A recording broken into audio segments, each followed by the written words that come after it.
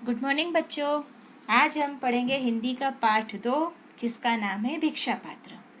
उसमें लेखक ने यह बताया है कि भूखी प्रजा को अन्न देने के महात्मा बुद्ध के आह्वान पर सुप्रिया नामक एक निर्धन स्त्री ने भिक्षा मांगकर अकाल पीड़ितों की सहायता करने का बीड़ा उठाया। जो कार्य नगर के धनी जन न कर पाए वह कार्य एक निर्धन स्त्री ने कर दिखाया। यह पाठ इस कहानी के विषय में लिखा गया है कि जो सुप्रसिद्ध लेखक रविंद्रनाथ ठाकुर की कहानी पर आधारित है। एक बार महात्मा बुद्ध के समय में अकाल पड़ा। उन्होंने धनी नगर वासियों से अकाल पीड़ितों के लिए नगर अन्न देने का अनुरोध किया। समृद्ध और धनी व्यक्ति स्वार्थी थे। वे बहाना बनाकर क्षमा मांगकर अलग हो गए। सुप्रिया नाम की एक निर्धन स्त्री ने पूरे नगर को खिलाने का कार्यभार अपने हाथ में लिया। लोगों के हंसी मजाक की परवाह न कर वह बोली, ठीक है, मेरे पास कुछ नहीं, पर मैं भिक्षा पात्र लेकर हर घर के द्वार पर जाऊंगी और हर भूखे को भोजन खिलाऊंगी। धन न होने पर भी दयालु और मन का धनी व्यक्ति असंभव को भी संभव कर दिखाता, यह इस कहानी में बताया गया है। धनी सेठों ने अपने भंडार उसके भिक्षा पात्र में डाल दिए। कोई भी अकाल पीड़ित में भूखा नहीं बचा। यह कहानी लिखी है रविंद्रनाथ टैगोर ने। अब हम जानेंगे रविंद्रनाथ टैगोर। रविंद्रनाथ टैगोर का जन्म 7 मई 1861 को कलकत्ता के प्रसिद्ध जोरसाको भवन में हुआ था। आपके पिता देवेंद्रनाथ ठाकुर ब्रह्म समाज के नेता थे। रविंद्रनाथ की सबसे लोकप्रिय रचना गीतांजलि रही, जिसके लिए 1913 में उन्हें नोबेल पुरस्कार प्रदान किया गया। अब यह हम कहानी देखेंगे भिक्षा पात्र।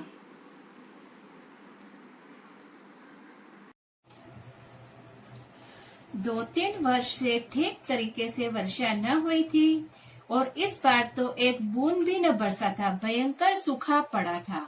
इस बार धरती का कलेजा फट गया था। उसमें जगह जगह दरारें पड़ गई थी।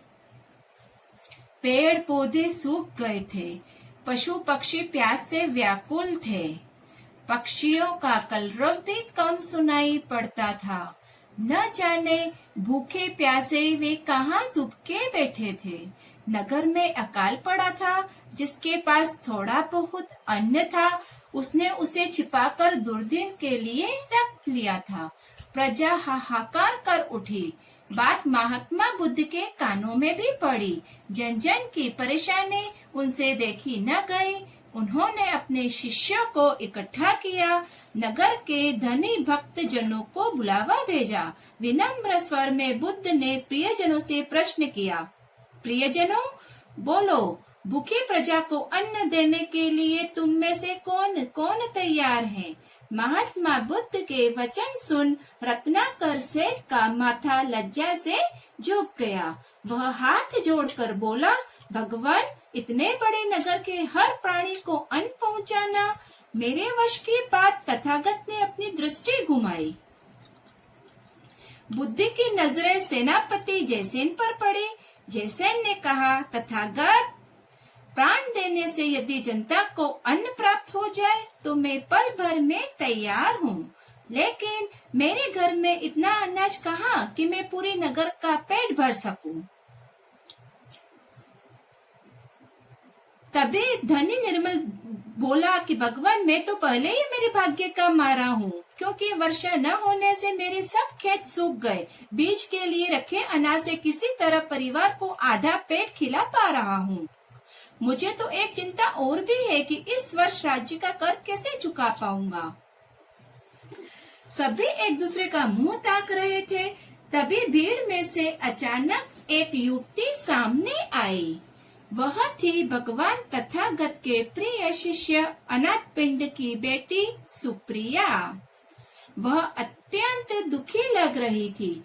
आंखों से बहते अश्रु पोंछकर उसने बुद्ध देव के चरण छुए और मीठे स्वर में बोली, भगवान, यह तुच्छ सेविका आपकी आज्ञा का पालन करेगी।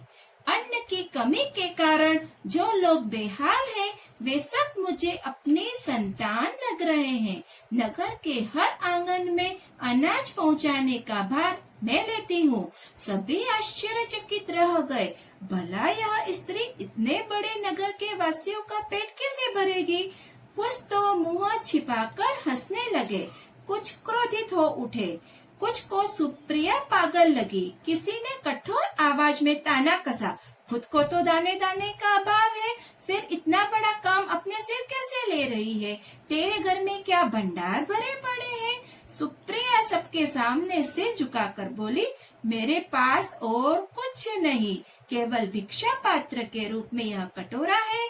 मैं सबसे निर्धन हूँ, इसलिए मुझे मांगने में कोई लज्जा नहीं है।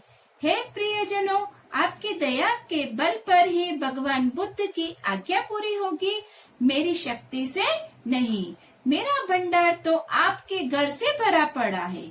आपकी दया होगी तो मेरा भिक्षा पत्र सदा भरा रहेगा। मैं बार बार आपके द्वार आऊंगी। आप जो कुछ भी देंगे उसे भूखों को खिलाऊंगी।